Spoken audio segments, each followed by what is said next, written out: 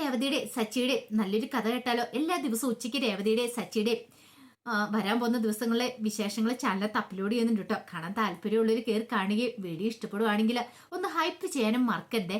അങ്ങനെ നമ്മൾ കാണുന്ന ചന്ദ്രമതി ശ്രുതിക്ക് നല്ല ഇടിവെട്ട് പണിയാണ് കൊടുത്തോണ്ടിരിക്കുന്നത്. ശ്രുതി വീട്ടിൽ ജോലി ചെയ്ത് നെട്ടോട്ട് ഓടുവാണ്.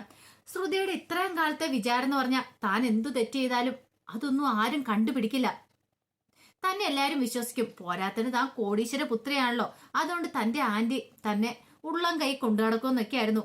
പക്ഷെ ആ ശ്രുതിയുടെ ആ ഒരൊറ്റ പ്രശ്നത്തോട് കൂടിയിട്ട് ചന്ദ്രമതി അടഞ്ഞു. ചന്ദ്രമതിക്ക് ശ്രുതിയെ കണ്ണെടുത്താൽ കാണത്തില്ല. എല്ലാ ജോലികളും ശ്രുതിയെ കൊണ്ട് ചെയ്യിക്കുവാണ്. ശ്രുതി ജോലി ചെയ്ത് മടുത്തു. എങ്ങോട്ടേലും ഇട്ടിട്ട് ഓടാൻ പറ്റുമോ? അങ്ങനെ എന്തെങ്കിലും പോകാൻ പറ്റുമായിരുന്നെങ്കിൽ ശ്രുതി പണ്ടേ പോയാനും. അങ്ങനെ ഒരു ഓപ്ഷൻ ഇല്ലാത്തതുകൊണ്ട് മാത്രം ശ്രുതി ചന്ദ്രമതി പറയുന്നത് കേട്ട് അവിടെ നിൽക്കുക. അതും പോരാഞ്ഞിട്ട് ശ്രുതിയെ വേദനിപ്പിക്കുന്ന ഒരു കാര്യം എന്ന് പറഞ്ഞാല് രേവതിയെ സച്ചിയും ചന്ദ്രമതി തലയിലെടുത്ത് വെച്ചിരിക്കുക. ഇത്രയും നാളും അവരെ ചവിട്ടി തേച്ച് വെച്ചിരിക്കുമായിരുന്നു. പക്ഷെ ഇപ്പം നേരെ തിരിഞ്ഞു. ശ്രുതിയെ ചവിട്ടി തേച്ചിട്ട് രേവതിയെ സച്ചിനെ തലയിൽ കയറ്റി വെച്ചു. ശ്രുതിക്ക് വിഷമം. നേരെ ചുവ രാത്രി ഒന്ന് കിടന്ന് ഉറങ്ങാൻ പോലും പറ്റുന്നില്ല. ശ്രുതിയെയും കെട്ടിപ്പിടിച്ച് കിടന്നോണ്ടിരുന്ന ശ്രുതിയാ. പക്ഷെ ഒറ്റ ദിവസം കൊണ്ടെല്ലാം തകിടം മറിഞ്ഞു.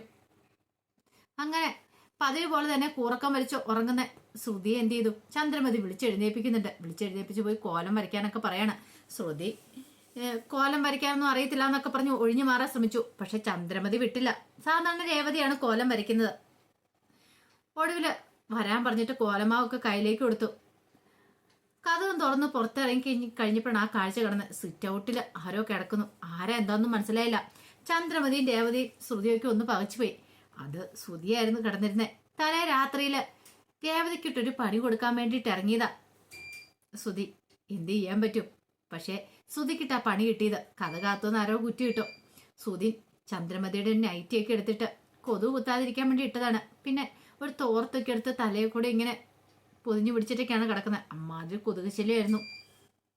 ഒരു നിമിഷം ചന്ദ്രമതി പേടിച്ചു പോയി. ചന്ദ്രമതി രേവതിയോട് പറഞ്ഞു, മോളെ ഇത് ആരാ കിടക്കണമെന്ന് അറിയില്ലോ, അമ്മ ഇവിടെ നിൽക്കുക, ഞാൻ നോക്കാന്ന് പറഞ്ഞു. രേവതി അങ്ങനെ പതുക്കെ വന്ന് നോക്കിക്കഴിഞ്ഞപ്പോഴത്തേനും ശ്രുതിയെ കണ്ടുകഴിഞ്ഞപ്പോൾ രേവതി പറഞ്ഞു, അമ്മേ ഇത് ശ്രുതിയാന്ന് പറഞ്ഞു. ഇവനെന്താ നൈറ്റ് ഇട്ട് കിടക്കുന്നേ?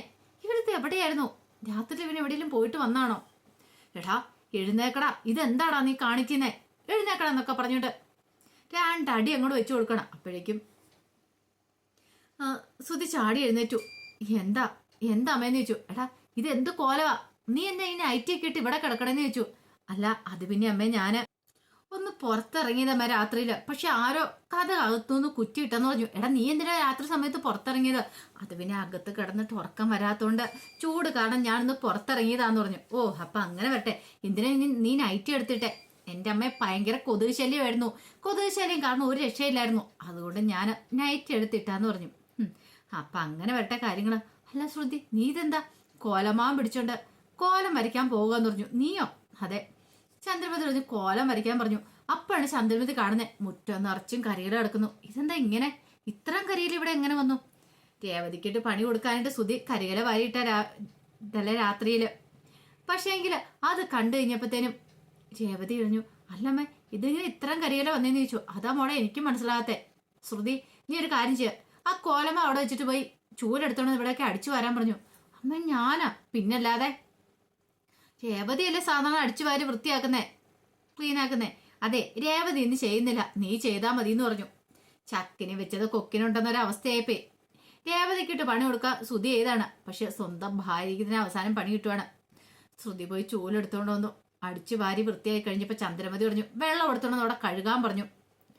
കഴുകി വൃത്തിയാക്കിയിട്ട് വേണേ കോലം വരയ്ക്കാനായിട്ട്. അങ്ങനെ കഴുകി വൃത്തിയാക്കുക. അപ്പോഴേക്ക് ശ്രുതിയുടെ നടു പൊടിഞ്ഞു. ഇതൊന്നും അങ്ങനെ ചെയ്യുന്ന പണിയല്ലല്ലോ. രേവതി ആണെങ്കിൽ എല്ലാം പെട്ടെന്ന് ചെയ്യും. പക്ഷെ ശ്രുതിക്ക് അത് പറ്റുന്നുണ്ടായിരുന്നില്ല. ശ്രുതി പെട്ടിങ്ങനെ നിൽക്കുകയാണ്. അപ്പോഴേക്ക് സച്ചിയും കൂടെ എഴുന്നേറ്റ് വന്നു. സച്ചി വന്നിട്ട് ചോദിച്ചു, അല്ല ഇതെന്ത് ചെയ്യാൻ പോവാ? പാർലടുത്തി കോലം വരയ്ക്കാനായിട്ട്. ഇത് മിക്കവാറും ഒരുമാതിരി ഒരു കോലമായിരിക്കും എന്ന് പറഞ്ഞു. അപ്പോഴേക്ക് ശ്രുതി പറഞ്ഞു, നീ അത്ര കളിയാക്കൊന്നും വേണ്ട, എന്റെ ഭാര്യയ്ക്ക് നന്നായിട്ട് കോലം വരയ്ക്കാൻ അറിയാന്ന് പറഞ്ഞു. വരച്ച് കാണണോന്ന് പറഞ്ഞു. ഒടുവില് ശ്രുതി വരയ്ക്കാനായിട്ട് ഇരിക്കുമ്പോഴത്തേനും ശ്രുതിക്ക് എന്ത് ചെയ്യണമെന്ന് അറിയത്തില്ല. പുള്ളിയും കുത്തുമൊക്കെ ഇട്ട് വെക്കുക. പക്ഷെ കോലമായി വരയ്ക്കാൻ പറ്റുന്നുണ്ടായിരുന്നില്ല. അപ്പോഴേക്കും ചന്ദ്രമതി ചിതെന്താടി വരച്ചു വെക്കണേന്ന് ചോദിച്ചു. അമ്മേ കോലം മര്യാദയ്ക്ക് വൃത്തിക്ക് നിനക്ക് വരയ്ക്കാൻ അറിയാമല്ലേ? എനിക്ക് ഇങ്ങനെയൊക്കെ വരയ്ക്കാൻ അറിയത്തുള്ളൂ. എന്തേലും ഏട്ടാ മര്യാദയ്ക്ക് വരയ്ക്കാൻ പറഞ്ഞു. അങ്ങനെ ഒരു വിധത്തില് ശ്രുതി എന്തൊക്കെയോ ഒപ്പിച്ചെടുത്തു. ഇത് കണ്ടു കഴിഞ്ഞപ്പോ സച്ചി ചിരിക്കുവാണ്. രവീന്ദ്രൻ അങ്ങോട്ട് വന്നു. രവീന്ദ്രനെ വിളിച്ച് കാണിച്ചു കൊടുത്തു. അച്ഛാ, അച്ഛനും മരുമോള് വരച്ച കോലം കണ്ടോ? ഇതൊക്കെ കാണുമ്പോഴാ എന്റെ രേവതിയെ കുറിച്ച് ഞാൻ ഓർക്കുന്നേ. അത് കേട്ടപ്പോ രവീന്ദ്രൻ പറഞ്ഞു, അതല്ലേ ശരിയാ, രേവതി മോൾക്ക് നന്നായിട്ട് കോലം വരയ്ക്കുമെന്ന് പറഞ്ഞു. അതോടെ കേട്ടുകഴിഞ്ഞപ്പോ ശ്രുതിക്ക് ഭയങ്കര ദേഷ്യമായി. പക്ഷെ പറഞ്ഞിട്ട് കാര്യമില്ലോ. അങ്ങനെ കോലമൊക്കെ വരച്ചു കഴിഞ്ഞപ്പോഴത്തേനും ചന്ദ്രമതി പറഞ്ഞു, പോയി ചായ എടുത്തോണ്ട് വാ, ഞങ്ങൾക്ക് എല്ലാവർക്കും ഉള്ള ചായ എടുക്കാൻ പറഞ്ഞു. അല്ല ആന്റി, അത് പിന്നെ ഞാനിപ്പോ കോലം വരച്ചല്ലേ ഉള്ളൂ, രേവതി എടുക്കില്ലേന്ന് ചോദിച്ചു. ഇപ്പൊ രേവതി എടുക്കാൻ പോകുന്നില്ല, നീ പോയി എടുത്താ മതി എന്ന് പറഞ്ഞു. അനുസരിക്കാതിരിക്കാൻ പറ്റില്ല. പിറുപുറത്തോണ്ട് ശ്രുതി അകത്തേക്ക് പോയി. അപ്പോഴേക്കും ശ്രുതി ആ പിന്നാലെ ചെല്ലുവാണ്. നൈറ്റിയൊക്കെ ഊരി കളഞ്ഞിട്ട് അങ്ങ് ചെല്ലുന്നേ. ചെന്നിട്ട് ശ്രുതി പറഞ്ഞു, അതെ, ഞാൻ ആ രേവതിക്കിട്ടൊരു പണി കൊടുത്തായിരുന്നു. എന്നാൽ പണി കൊടുക്കാൻ വേണ്ടി ഇറങ്ങിയതുകൊണ്ട് എനിക്ക് സിറ്റൗട്ടിൽ കൊതുകടിയും കൊണ്ട് കിടക്കേണ്ട വന്നു. പിന്നീട് നടന്ന കാര്യങ്ങളൊക്കെ പറയാണ്. മുറ്റത്ത് കരികല വാരിയിട്ടതൊക്കെ. ഓഹോ, അപ്പൊ ശ്രുതിയായിരുന്നു അത് ചെയ്തല്ലേ? നിന്നെ ഞാനുണ്ടല്ലോ എന്റെ ശ്രുതി, അത് രേവതിക്കിട്ട് പണി കൊടുക്കാൻ വേണ്ടി ചെയ്തല്ലേ? നിന്നെ കൊണ്ട് അമ്മ അടിച്ചു വാരിക്കുന്നോ അവിടെ കഴിയിക്കുന്നൊക്കെ ഞാൻ വിചാരിച്ചോന്ന് ചോദിച്ചു. ദേ ശ്രുതി, ഇനി ദൈവത്തെ ഓർത്ത് ഇങ്ങനെയൊന്നും കാണിച്ചു വെക്കരുത്. എനിക്ക് അതിലെ തന്നെ നല്ല ദേഷ്യം വരുന്നുണ്ട്, ഭ്രാന്ത് പിടിക്കുന്നുണ്ട്. ശ്രുതി പറഞ്ഞു, ദൈവത്തെ ഓർത്ത് നീ ഒന്ന് ക്ഷമിക്കുക, നമുക്ക് എന്തേലും ഒരു പോംവഴി ഉണ്ടാക്കാം. കുറച്ച് ദിവസത്തെ നീ ഒന്ന് സഹിച്ച് ക്ഷമിച്ച് മുന്നോട്ട് പോയാൽ മതിയാവുള്ളൂ പറഞ്ഞു. ശ്രുതി പറഞ്ഞു, എത്ര ദിവസം? ഒരു കാര്യം ഞാൻ പറഞ്ഞേക്കാം, അധിക ദിവസം ഞാൻ ഇങ്ങനെ നിൽക്കില്ല, ഞാൻ എന്റെ പാട് നോക്കി പോട്ടോ. അയ്യോ ചതിക്കല്ല ശ്രുതി എന്നൊക്കെ ശ്രുതി പറയണ. ചന്ദ്രമതി നെട്ടിച്ചു, എന്താ ഇതുവരെയായിട്ടും ചായ ആയില്ലെന്ന് ചോദിച്ചു. ഇപ്പൊ എടുക്കാമേ, നീ എന്താടാ ഇവിടെ? നിനക്കൊരു പണിയില്ലേ? നിനക്ക് ഷോപ്പിലേക്ക് പോകണ്ടേന്ന് ചോദിച്ചു. പോണം, എങ്കിൽ പോയി റെഡിയാകാൻ നോക്ക, നീ അടുക്കളയിൽ എന്തെടുക്കുക എന്ന് ചോദിച്ചു. അല്ലമ്മ, അത് പിന്നെ ഞാന് കൂടുതലൊന്നും സംസാരിക്കണ്ട, പോയി റെഡിയായിട്ട് വരാൻ പറഞ്ഞു. ശ്രുതി അങ്ങോട്ട് പറഞ്ഞു വിട്ടു.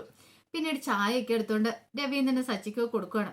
സച്ചി ഇച്ചിരി കുടിച്ചു നോക്കിട്ട് ചോദിച്ചു, ഇതെന്താ പാർലടുത്ത് ഇങ്ങനെയാണോ ചായ എന്ന് ചോദിച്ചു. ശ്രുതി പറഞ്ഞു, എനിക്ക് ഇങ്ങനെ ഉണ്ടാക്കാൻ അറിയത്തുള്ളൂ. ചന്ദ്രമതി പറഞ്ഞു, അത് പോരാ, ഇത്ര ദിവസമായാലും നീ വീട്ടിലേക്ക് വന്നിട്ട് നേരെ ചൊവ്വ നിനക്കൊരു ചായ പോലും എടുക്കാൻ അറിയത്തില്ലേ എന്നൊക്കെ പറഞ്ഞിട്ട് കുറ്റപ്പെടുത്തുന്നുണ്ട്. നാളെ മുതൽ മര്യാദയ്ക്ക് നല്ല ചായ എടുത്ത് തന്നണം, അല്ലെങ്കിൽ നിന്റെ മോന്തയ്ക്ക് ഇരിക്കും എന്ന് പറഞ്ഞു. ശ്രുതിക്ക് ശരിക്കും കരച്ചിൽ വരുന്നുണ്ടായിരുന്നു. പക്ഷെ എന്ത് ചെയ്യാൻ പറ്റും? കുറച്ച് കഴിഞ്ഞപ്പം ശ്രുതി പാർലറിലേക്ക് പോകാനായിട്ട് ഒരുങ്ങി വരുമ്പത്തേനും ചന്ദ്രമതി എങ്ങോട്ടാന്ന് ചോദിച്ചു. പാർലറിലേക്ക്. അല്ല, ഇവിടുത്തെ ജോലിയൊക്കെ തീർത്തോ? അല്ല ആന്റി, എനിക്ക് ഇന്ന് 1-2 ക്ലയന്റ് ഒക്കെ ഉണ്ട്, അതുകൊണ്ട്. അതെ, ക്ലയന്റ് ഒക്കെ വന്ന് അവിടെ വെയിറ്റ് ചെയ്തോളൂ. മര്യാദയ്ക്ക് ഇവിടുത്തെ ജോലി തീർക്ക്. കാപ്പി ഉണ്ടാക്കണം, ചോറുണ്ടാക്കണം, പിന്നെ ഇതൊക്കെ ആര് ചെയ്യുമെന്ന് ഓർത്താ ഇരിക്കുന്നേ? നേരത്തെ ഒരുങ്ങി കിട്ടി പോയിട്ടുണ്ട്, ഇവിടെ ആരും ചെയ്യാനുണ്ടോ? അല്ല രേവതി, അവൾക്ക് പൂവുണ്ട കൊടുക്കാനുണ്ട്, അവൾക്കും കുറെ ജോലികളുണ്ട്. ഇത്രയും ദിവസം അവളായിരുന്നല്ലോ ജോലി ചെയ്തേ, ഇന്നിപ്പം നീ കയറിയാ മതി എന്ന് പറഞ്ഞു. എന്നിട്ട് നീ പോയാ മതി എന്ന് പറഞ്ഞു. എന്ത് ചെയ്യാൻ പറ്റും? എന്തേലും ചെയ്യാനും പറയാനും പറ്റുമോ? ഒടുവില് ശ്രുതി പിറുപുറത്തോട്ട് അടുക്കളയിലേക്ക് കയറി ഓരോന്നൊക്കെ ഉണ്ടാക്കുവാണ്. ഉണ്ടാക്കി പിറകെ കഴിഞ്ഞപ്പോഴത്തേനും ശ്രുതിക്കാണ് സങ്കടവും ദേഷ്യവും ഒക്കെ വരുന്നുണ്ടായിരുന്നു. അങ്ങനെ എല്ലാവർക്കും ഉള്ള കഴിക്കാനൊക്കെ റെഡിയാക്കി വെച്ചു. രേവതി ഇടയ്ക്ക് അടുക്കളയിൽ കയറാൻ തുടങ്ങിയപ്പോഴത്തേനും ചന്ദ്രമതി പറഞ്ഞു, വേണ്ട, അവള് കയറുമൊന്നും വേണ്ട, അവള് കയറി ചെയ്തോട്ടെ, നീ അവിടെ പോയിരുന്ന മാല കെട്ടാണ്ട മാല കെട്ടിക്കോ എന്നൊക്കെ പറഞ്ഞു. സച്ചിക്കും ഭയങ്കര സന്തോഷമായി. അമ്മയ്ക്ക് ഇങ്ങനെ എന്നും മാറ്റം ഉണ്ടായാൽ മതിയായിരുന്നു. അങ്ങനെയാണ് രക്ഷപ്പെട്ടു. രേവതിക്ക് 1-2 ദിവസമായിട്ട് വലിയ കുഴപ്പമില്ല. അടുക്കള കയറി ജോലി ചെയ്യണ്ട, ശ്രുതിനെ കൊണ്ട് ചെയ്യിക്കുന്നുണ്ട്. ആ ഒരു സന്തോഷമായിരുന്നു സച്ചിക്ക്. ഒടുവിൽ എല്ലാവർക്കും ചോറും കാപ്പിയൊക്കെ ഉണ്ടാക്കി വെച്ചിട്ടാണ് ശ്രുതി വീട്ടിൽ നിന്ന് ഇറങ്ങുന്നത്. ശ്രുതിക്ക് സങ്കടം സഹിക്കാൻ പറ്റുന്നുണ്ടായിരുന്നില്ല. ഒടുവിൽ മീരയെ വിളിച്ചിട്ട് എനിക്കൊന്ന് കാണണമെന്ന് പറയണം. മീര വന്നു കഴിഞ്ഞപ്പോഴത്തേനും ശ്രുതി ഒറ്റ കരച്ചിലായിരുന്നു. പിന്നീട് മീരയോട് സങ്കടപ്പെട്ട് കാര്യങ്ങളൊക്കെ പറയണം. മീര പറഞ്ഞു, ഞാൻ കരുതിയത് നിന്റെ കള്ളത്തരങ്ങളൊക്കെ നേരത്തെ പിടികൂടുന്ന, പക്ഷെ ഇത്രയും നാള് നീ അവിടെ വീട്ടിൽ പിടിച്ചു നിന്നില്ലേ? നിന്റെ വിവാഹം നേരത്തെ കഴിഞ്ഞെന്നും ഒരു കുഞ്ഞിന്റെ അമ്മയെന്നും കൂടെ അറിഞ്ഞു കഴിഞ്ഞിട്ടുണ്ടെന്ന് ഓർത്തു നോക്കി. ഈ പൈസയുടെ കേരളത്തിൽ ഇവർ ഇത്ര മാത്രം നിന്നെ ടോർച്ചർ ചെയ്യുന്നുണ്ടെങ്കിൽ നീ എങ്ങനെയുള്ളവളാന്നും നിന്റെ ചരിത്രമൊക്കെ അറിഞ്ഞിട്ടുണ്ടെങ്കിൽ അവർ നിന്നെ ആ വീട്ടിൽ വെറുതെ വെച്ചേക്കോ? ഇതൊന്നും ആയിരിക്കില്ല. നിനക്കിട്ട് കിട്ടാൻ പോകുന്ന ശിക്ഷ. ഇപ്പൊ തൽക്കാലത്തേക്ക് നീ രക്ഷപ്പെട്ടെന്ന് കൂട്ടിക്കും. അതും കൂടെ കേട്ടുകഴിഞ്ഞപ്പോ ശ്രുതിക്ക് ദേഷ്യം വന്നു. ശ്രുതി പറഞ്ഞു, നീ എന്നെ സമാധാനിപ്പിക്കാനുള്ള ഇങ്ങനെയാണോ പറയണെന്ന് ചോദിച്ചു. അല്ല, ഞാനുള്ള കാര്യം പറഞ്ഞല്ലേ, നീ ഒന്ന് ആലോചിച്ച് നോക്കിയേ. ഇപ്പൊ കുറച്ച് സഹിച്ച് ക്ഷമിച്ച് മുന്നോട്ട് പോകണം. പിന്നെ അവരെ കയ്യിലെടുക്കാൻ എന്തെങ്കിലും മാർഗം ഉണ്ടോ നോക്ക്. ശ്രുതി പറഞ്ഞു, എന്ത് മാർഗം? ഞാൻ നോക്കിയിട്ട് ആലോചിച്ചിട്ട് ഒരു മാർഗവും കിട്ടുന്നില്ലെന്ന് പറഞ്ഞു. എടി, പൈസ വീഴുന്നവരല്ലേ അവര്, അങ്ങനെ എന്തെങ്കിലും ഒരു മാർഗം ഉണ്ടോ നോക്ക്, അല്ലാതെ രക്ഷയില്ല. എനിക്കതല്ല സഹിക്കാൻ പറ്റാത്ത. ആ രേവതി ഉണ്ടല്ലോ, അവളെ കൊണ്ട് ഒരു ജോലിയും ചെയ്യിക്കുന്നില്ല.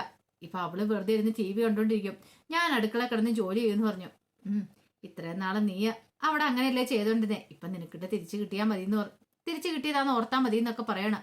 അതുകൂടെ കേട്ടുകഴിഞ്ഞപ്പോ ശ്രുതിക്ക് ഭയങ്കര ദേഷ്യമായിരുന്നു. അപ്പൊ അതിന്റെ വിശേഷങ്ങളൊക്കെ കാണാൻ പോകുന്നത്. എന്താണെങ്കിലും ശ്രുതിക്ക് ചാകരയാണ്. ശ്രുതിക്ക് നല്ലവണ്ണം തന്നെ കിട്ടുന്നുണ്ട്. ശ്രുതിയും നെട്ടോട്ട് ഓടുവാണ്. നേരെ ചൊവ്വയൊന്ന് കിടന്നുറങ്ങാൻ പോലും പറ്റാത്തൊരവസ്ഥയില്.